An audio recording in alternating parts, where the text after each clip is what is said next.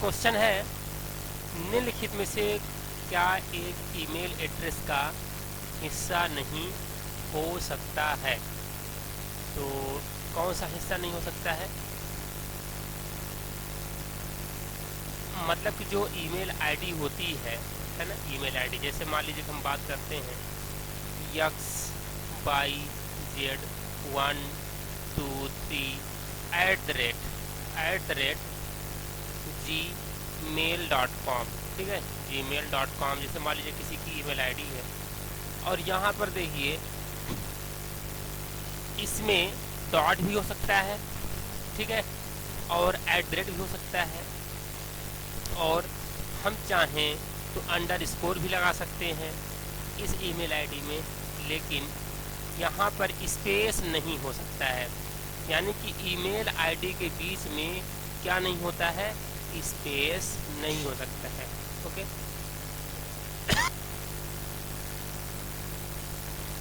Next question है, dot allow you to access your email from anywhere, ठीक है, मतलब कि आप कहीं से भी किसकी आवश्यकता से आप ईमेल को कहीं भी एक्सेस कर सकते हैं, यानी कि आपको कहीं से भी ईमेल की व्यवस्था प्रदान करता है। तो ईमेल की व्यवस्था आपको कौन प्रदान करता है? Web mail interface. जो वेब मेल इंटरफेस होता है, तो आप वेब मेल इंटरफेस की मदद से कहीं से भी आप मेल भेज सकते हो। ओके, तो इस क्वेश्चन के अकॉर्डिंग जो राइट आंसर क्या हो जाएगा? Web mail interface. Next question है,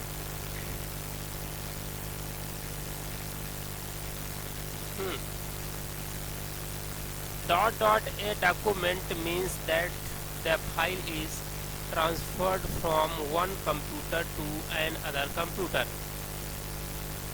डॉक्यूमेंट को एक फाइल से यानी एक कंप्यूटर से दूसरे कंप्यूटर में स्थानांतरित करना। कंप्यूटर में जो डॉक्यूमेंट्स होते हैं, डॉक्यूमेंट्स को एक कंप्यूटर से दूसरे कंप्यूटर में भेजना, यानी कि अगर मान लीजिए कि ये कंप्यूटर डाटा यहाँ से आ रहा है, इस कंप्यूटर में आ रहा है, तो यहाँ से यहाँ आ रहा है, तो यहाँ पे क्या हो रहा है? डाउनलोडिंग कहेंगे, ठीक है ना। तो डाटा का एक कंप्यूटर से दूसरे कंप्यूटर पे लाना डाउनलोडिंग कहलाएगा, ठीक है।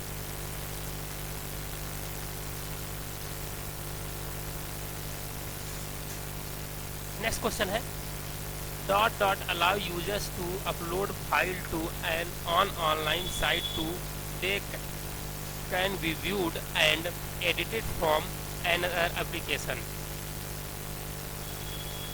मतलब कि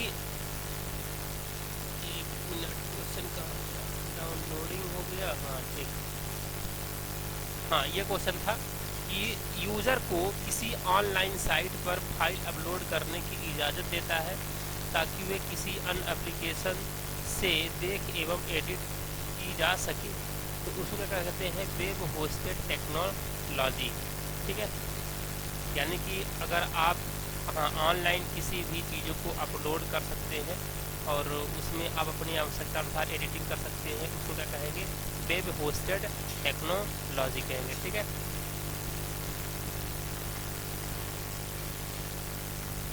इसके बाद which of these is not an mean of personal communication on the internet.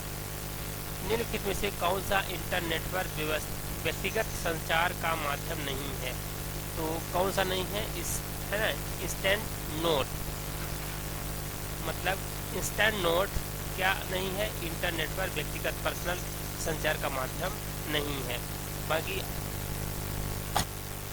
बाकी आप यहाँ पर चैटिंग के द्वारा, ईमेल के द्वारा और इंस्टेंट मैसेजिंग के द्वारा यानी कि SMS के द्वारा आप डाटा का संचार कर सकते हो तीनों के माध्यम से, लेकिन इंस्टा नोट्स ये नहीं होता है, ठीक है।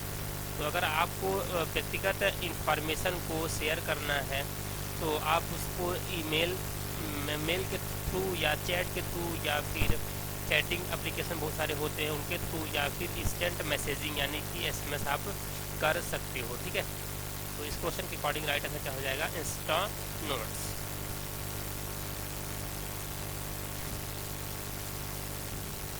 नेक्स्ट क्वेश्चन है डॉट डॉट और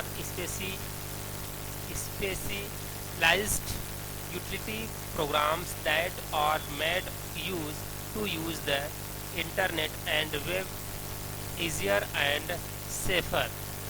मतलब निम्नलिखित में से वे विशेष यूटिलिटी प्रोग्राम है जो कि इंटरनेट तथा वेब को सुगम एवं सुरक्षित बनाते हैं। तो कौन आता है, वेब यूटिलिटीज।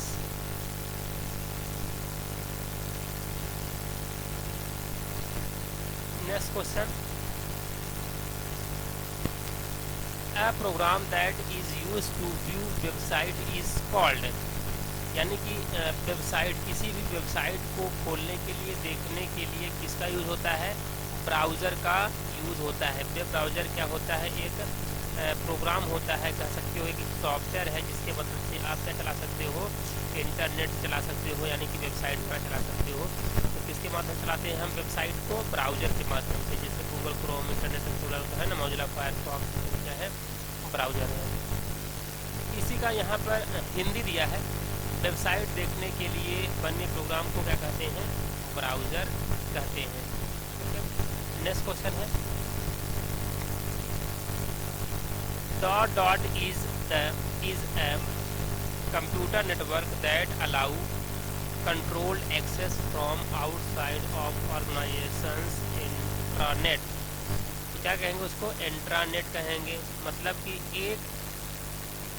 एक ऐसा कंप्यूटर नेटवर्क है जो कि संस्था के इंट्रानेट के बाहर से एक नियंत्रित एक्सेस की इजाज़त प्रदान करता है। यानी कि किसी भी ऑर्गेनाइजेशन, एक ऑर्गेनाइजेशन से दूसरे ऑर्गेनाइजेशन में जो नेटवर्किंग होती है उसको हम क्या कहते हैं, एक्स्ट्रा नेट कहते हैं। ठीक है, एक्स्ट्रा नेट हो जाएगा। नेक्स्ट क्वेश्चन है व्हेन डिस्प्लेइंग ए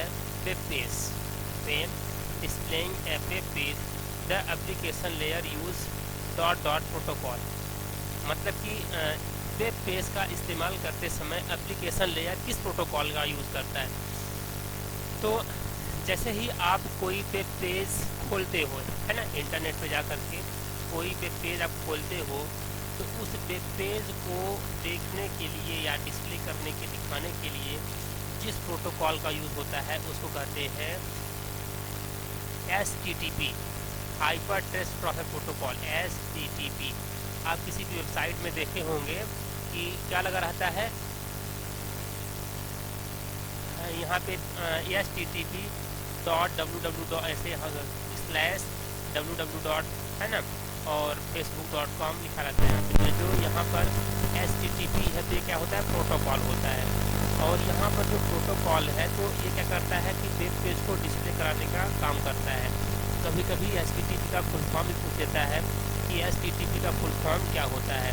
तो HTTP का फुल फॉर्म क्या होता है, hyper text transfer protocol, HTTP का फुल फॉर्म होता है। तो कभी कभी आपने ये भी देखा होगा, कभी कभी ऐसा भी देखा होगा आपने कि HTTPS रहता है, तो यस का मतलब होता है सिक्योर।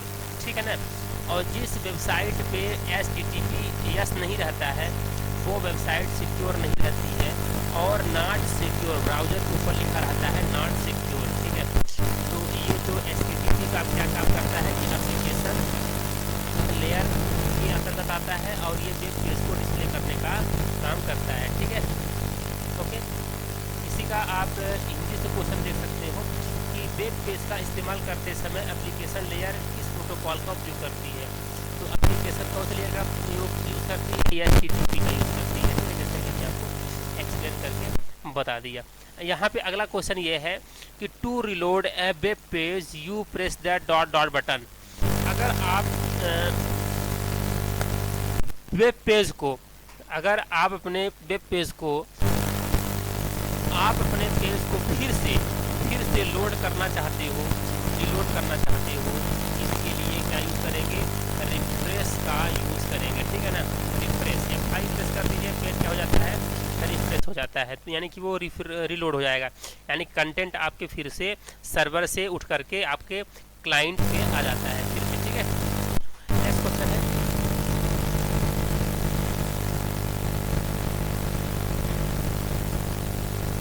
हाँ, if you are going to a site you use often, instead of having to type in the address every time you should, मतलब इसका कि अगर आप किसी एक साइट को बार बार देखते हैं तो हर बार एड्रेस टाइप करने की बजाय आप उसे क्या कर लीजिए, बुक मार्क में स्टोर कर लीजिए। जैसे मान लीजिए कि आप कोई भी वेबसाइट बार बार ओपन करते हैं, जैसे मान लीजिए कि आप ओपन करना चाहते हैं www.mponline.gov.in, है ना, ये वेबसाइट आप जो है तो बार बार ऑन करते हो, बार बार आपको आवश्यकता पड़ती है ओपन करने की, तो आप बार बार इसको जो है तो टाइप न करना पड़े, यूआरएल में आपको टाइप न करना पड़े, वेबसाइट का नाम न टाइप करना पड़े, आप इसको ऐड कर लीजिए। जो ब्राउज़र होता है, ब्राउज़र में एक फैसिलिटी होती है बुक मार्क, ठीक है ना, बुक मार्क में जा करके ऐड कर लीजिए। बुक मार्क के लिए यहाँ पे शॉर्टकट की Ctrl+T होता है, तो ऐड बुक मार्क कर सकते हैं। तो यहाँ पे ऑप्शन आपको बुक मार्क मिल जाएगा और बुक मार्क के माध्यम से आप उस एप्लीकेशन में तुरंत जा सकते हैं, आपको बार बार उस साइट का एप्लीकेशन का नाम टाइप नहीं करना पड़ेगा, बुक मार्क के अंदर उसको आप ऐड कर लो, ठीक है। हाँ, नेक्स्ट क्वेश्चन है,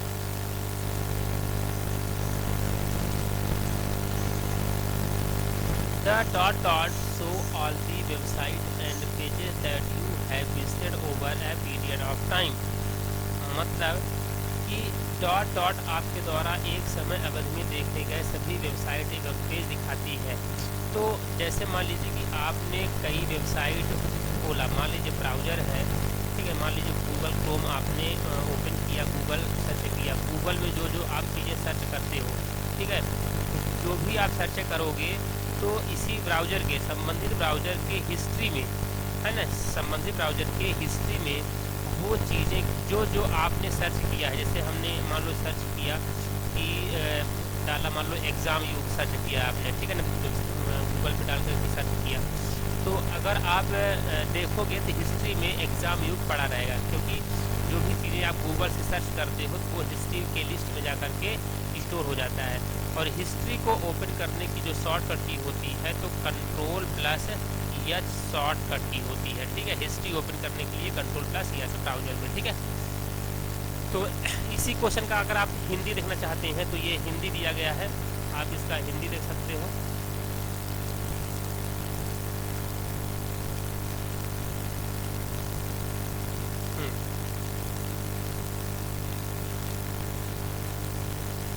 आपके द्वारा एक समय अवधि में देखे गए सभी वेबसाइट एवं पेज दिखाती है, तो कहाँ पे दिखाती है, हिस्ट्री लिस्ट में दिखाती है। जो भी आप ब्राउज़र से सर्च करोगे, गूगल से सर्च करोगे, वो सभी चीज़ें हिस्ट्री में शो होंगी।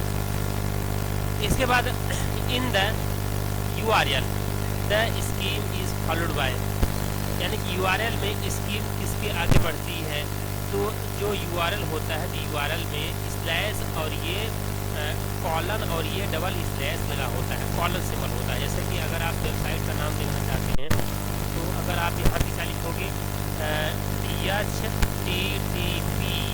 HTTP है ना, www.examyug.com, तो यहाँ पर जो URL होता है, URL में कौन सा पार्ट होता है, ये पार्ट यूज होता है, ठीक है, कौन सा यूज होता है, कॉलन और back slash, double back slash use होता है।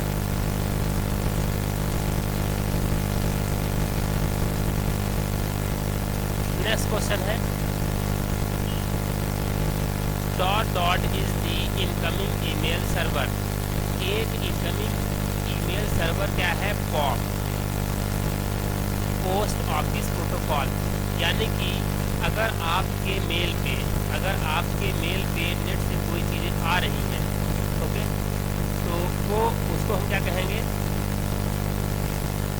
अगर आपके आपके मेल पर कोई चीज़ें आप रिसीव कर पा रहे हो, ठीक है, आपके मेल पे कोई चीज़ें आप रिसीव कर पा रहे हो इनबॉक्स में, तो वो किसके माध्यम से होता है? वो पॉप के माध्यम से होता है। पोस्ट ऑफिस प्रोटोकॉल एक प्रोटोकॉल होता है जो मेल को रिसीव करने का काम करता है, ठीक है। तो उसको हम क्या कहेंगे? पॉप, यानी कि पोस्ट ऑफिस प्रोटोकॉल। कभी कभी क्वेश्चन ऐसा हिंदी में दे देता है कि अगर आपके पास ईमेल पे कोई भी मैसेज आ रहा है तो किस प्रोटोकॉल के मदद से होता है ऐसा? तो किसके मदद से होता है मैसेज को रिसीव करना? Post office protocol. अगर आपके द्वारा मैसेज भेजा जा रहा है, मेल किया जा रहा है, तो वो किसके द्वारा होता है? Simple mail transfer protocol, SMTP, simple mail transfer protocol के द्वारा ये संभव होता है, ठीक है। ये सभी क्या होते हैं? प्रोटोकॉल होते हैं। तो यहाँ पे हिंदी क्वेश्चन यहाँ पे दिया है कि एक इनकमिंग ईमेल सर्वर है, तो कौन है? पोस्ट ऑफिस प्रोटोकॉल होता है। अच्छा, यहाँ पर एक क्वेश्चन दिया है कि जो रेडियो वेव्स होता है तो वो वाईफाई का यूज़ करता है। जो रेडियो तरंगें होती हैं, वेव्स होती हैं, वो वाईफाई का यूज़ करती हैं, ठीक है। तो बहुत इंपॉर्टेंट है, कई एग्जाम में ये पूछ चुका है। ओके, नेक्स्ट यहाँ पर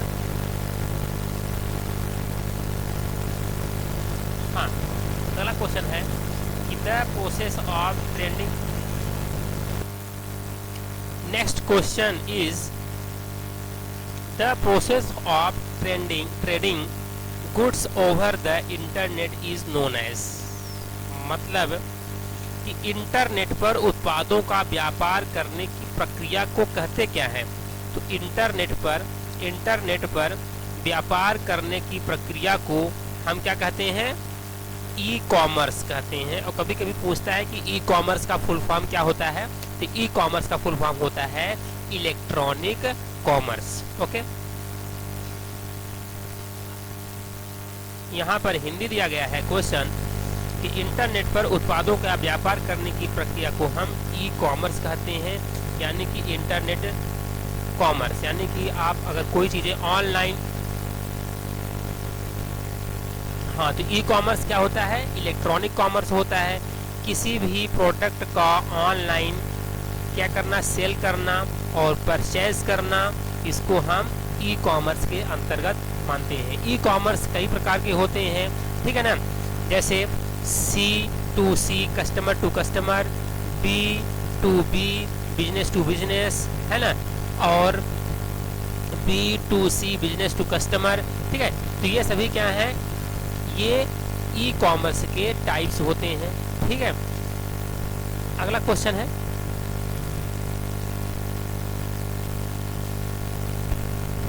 Which of the following is not a part of email address?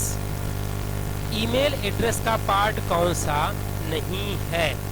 तो यहाँ पर ईमेल एड्रेस का पार्ट कौन सा नहीं है? यहाँ पर देखिए ध्यान से, जैसे हमने अभी बताया, मान लीजिए कि आपके पास कोई भी ईमेल एड्रेस है, जैसे हमने कहा xyz123@gmail.com। मान लो आपके पास ये क्या है? वेबसाइट है, ठीक है ना। अब ये ईमेल आईडी है। अब इस ईमेल आईडी में ये बोल रहा है कि कौन सा पार्ट इसमें से नहीं है। तो देखिए यहाँ पर xyz123 इसको कहते हैं क्या? यूजर नेम कहते हैं। और यहाँ पर डोमेन नेम क्या है? यहाँ पर डोमेन नेम जो है gmail.com, यहाँ पे क्या हो गया? डोमेन नेम हो गया। gmail.com क्या हो गया? Domain name. .com क्या हुआ? डोमेन नेम हो गया। और यहाँ पर यूजर नेम एंड डोमेन, तो यूजर नेम और डोमेन तो होता ही है। यूजर नेम ये हो गया, डोमेन ये हो गया। और प्रोटोकॉल नहीं होता है। तो प्रोटोकॉल कहाँ होता है? प्रोटोकॉल होता है वेबसाइट के URL में। वेबसाइट में क्या हो गया? जैसे कि HTTP है ना, और www. है ना, examyug.com। ये यहाँ पर जो HTTP किया है ये है प्रोटोकॉल, है ना। तो ईमेल आईडी, ये ईमेल आईडी है और ये क्या है? वेबसाइट है। तो ईमेल आईडी में क्या नहीं होता, प्रोटोकॉल नहीं होता है, और वेबसाइट में जो है तो प्रोटोकॉल होता है, ठीक है ना। तो ये जानना अवश्य। चलिए आगे की ओर चलते हैं।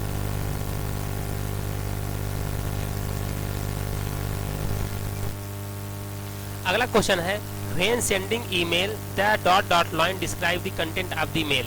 मतलब कि आप कौन सा कंटेंट, यहाँ पर कौन सा जो ऑब्जेक्ट है यहाँ पर ये डिफाइन करता है कि आपका कंटेंट क्या है। मान लीजिए आपको किसी को क्या भेजना है, रेज्यूम भेजना है। मान लो आपको क्या भेजना है, रेज्यूम। तो आपने रेज्यूम जो है तो उठाया रेज्यूम को और आपने नेट पे मेल कर दिया, ठीक है। और मेल कर दिया, किसको मेल कर दिया, टू लिखेंगे आगे उसका ईमेल आईडी जिसको भेजना है, ठीक है ना।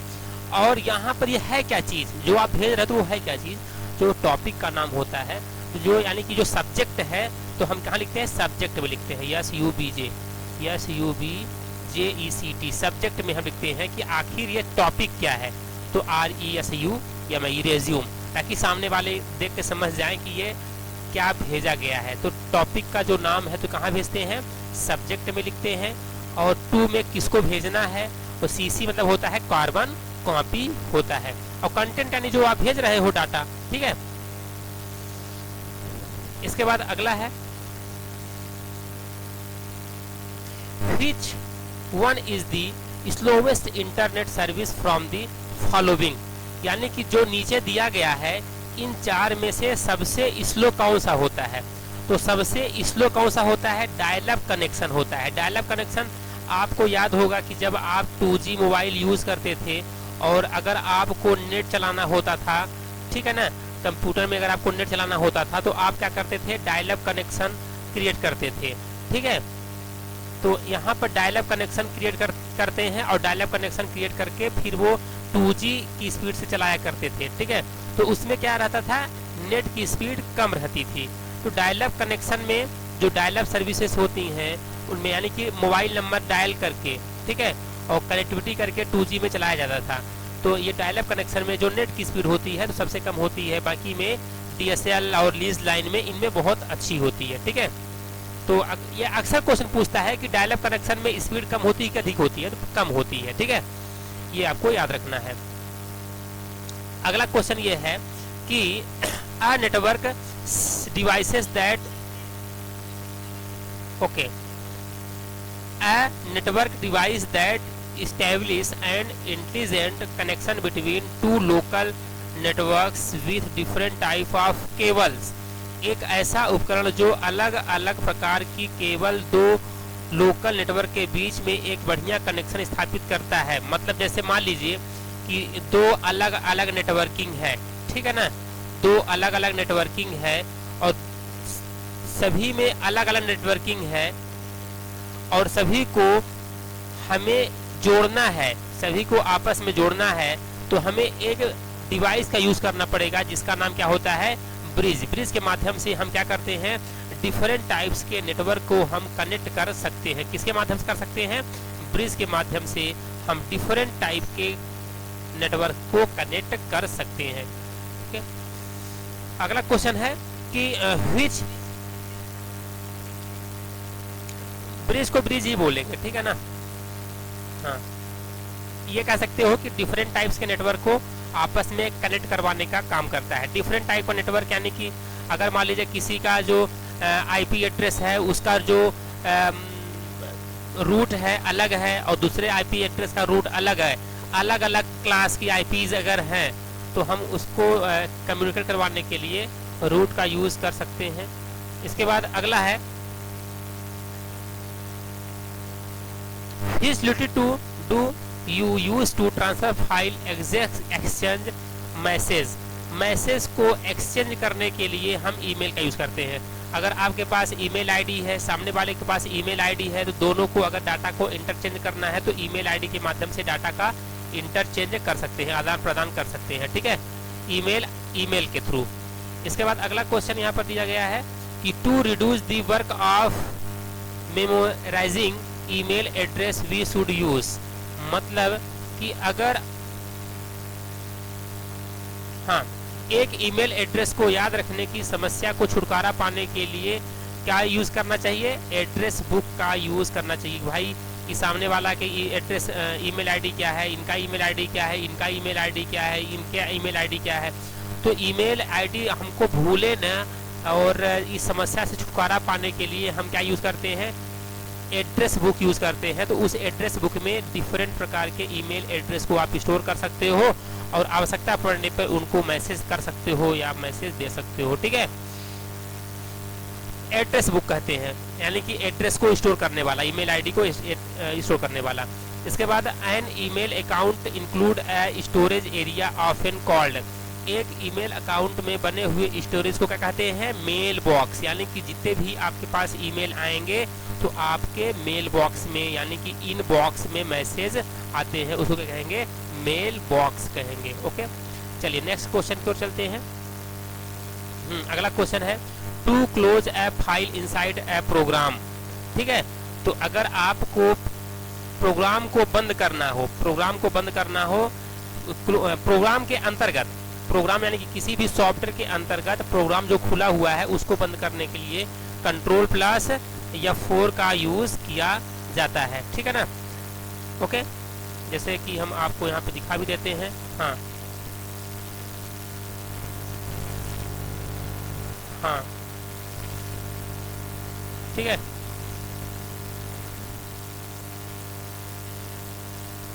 हाँ, ओके, तो कंट्रोल प्लस F4 या फिर control plus W, control plus W दोनों सेम काम करते हैं। कंट्रोल प्लस F4 या कंट्रोल प्लस W। जैसे ये एप्लीकेशन हमारी खुली है, ये हमारा सॉफ्टवेयर खुला है ना, इस सॉफ्टवेयर में से अगर अब किसको बंद करना है? फाइल को बंद करना है, तो कंट्रोल W कर दीजिए या कंट्रोल F4 कर दीजिए, तो ये क्या हो जाएगा? फाइल बंद हो जाएगी। ठीक है, देखिए बंद हो गया। अगला क्वेश्चन ये है